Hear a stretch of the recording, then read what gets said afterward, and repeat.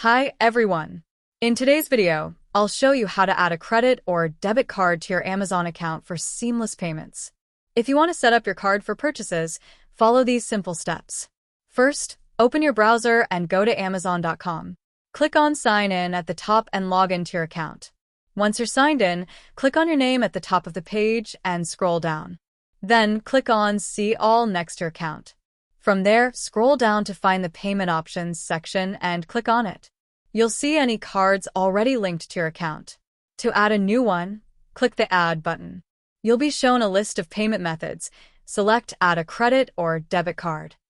Now, enter your card details including the card number, expiration date, and name on the card. After that, click Add and Continue.